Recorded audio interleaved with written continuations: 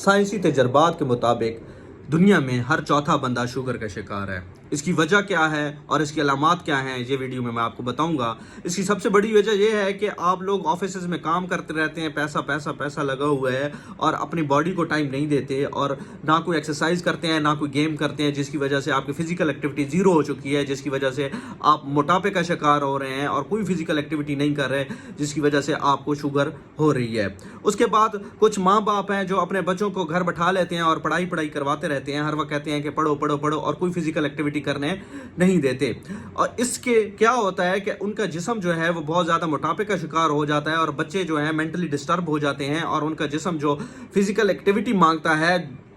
ہڈیوں کے اندر یا پٹھوں کے اندر کچھ فزیکل ایکٹیویٹی مانگتا ہے، وہ پوری نہیں ہوتی، جس کی وجہ سے گلوکوز کا جو عمل ہے